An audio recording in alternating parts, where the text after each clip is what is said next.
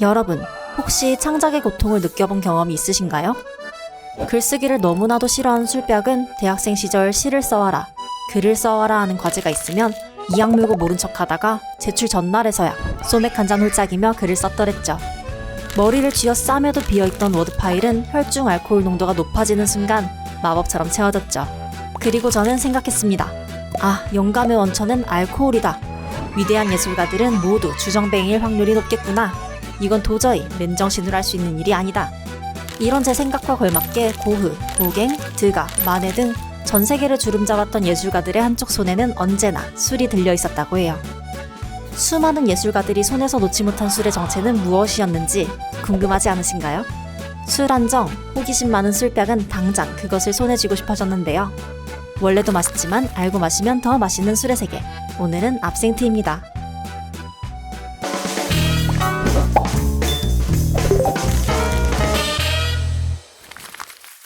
압생트는 허브계 약초인 아니스, 회향, 향쑥을 빻아 넣은 혼합물을 증류한 독주예요. 이 상태에서는 무색 투명한 색을 내지만 여기에 다시 여러가지 허브를 넣어 우려내면 진한 초록색의 술이 탄생하게 되죠. 투명한 컵에 담아서 보면 오묘하고 영롱한 초록빛을 띠고 있어 마치 에메랄드 보석을 보는 것 같기도 한데요. 진입장벽이 낮아 보이는 겉모습과는 다르게 최고 70도에 달하는 높은 도수를 자랑하고 있답니다. 18세기 스위스에서 처음 탄생한 압생트는 19세기 중반부터 유럽 전역에서 아주 큰 인기를 끌기 시작했어요.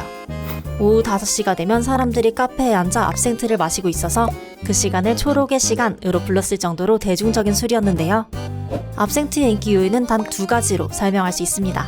첫째, 싸다. 둘째, 세다. 압생트는 조금만 마셔도 빨리 취하는 데다가 가격까지 저렴해서 당시 가난했던 서민들과 예술가들의 동반자가 되어주었어요. 물을 타 희석해서 마시면 술 양을 2배로 늘릴 수가 있어서 가성비 면에서는 최고의 술이었답니다. 지갑 사정이 좋지 않던 새내기 시절 안주로 짬뽕탕 하나 시켜놓고 몇 번이나 물을 부어 졸여 먹었던 것과 같은 이치겠죠? 특히 빈센트 반 고흐는 압생트를 너무나도 사랑했다고 해요. 얼마나 사랑했냐고 묻는다면 자신의 작품에 압생트를 단독으로 출연시켜줬을 정도? 아무튼 고흐는 압생트를 정말 많이 마셨고 이로 인해 극심한 알코올 중독 증세까지 보였는데요. 고흐의 손끝에서 탄생한 수많은 예술작품은 결국 압생트로 인한 환각의 결과였다는 말이 돌기 시작했습니다. 그렇게 고흐를 비롯한 많은 사람들에게 사랑을 받으며 한 시대를 풍미했던 압생트에게 위기가 찾아옵니다. 압생트의 주 원료인 향쑥의 투존이라는 성분이 정신착란을 일으키고 있다는 무시무시한 주장이 펼쳐져요.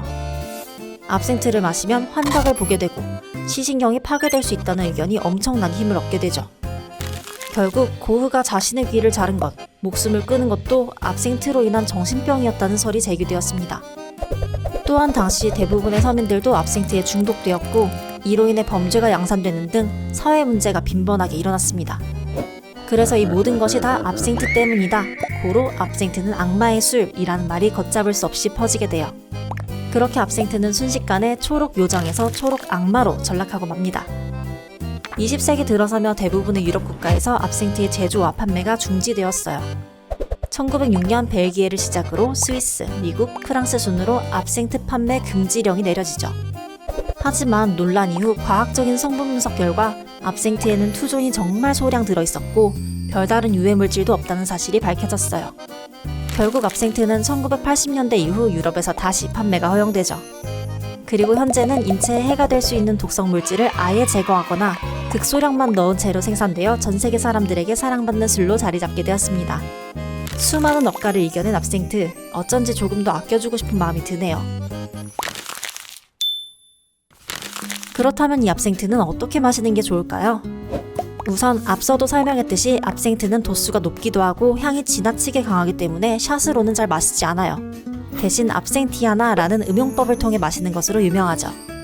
구멍이 난 압생트 전용 스푼을 잔에 걸치고 그 위에 각설탕을 올려놓습니다.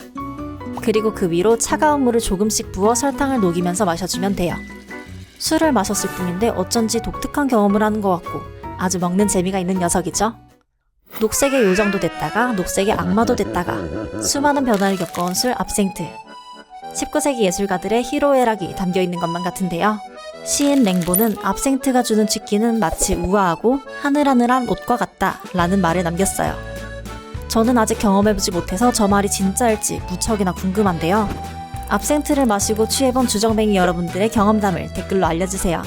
그럼 오늘도 질술하세요.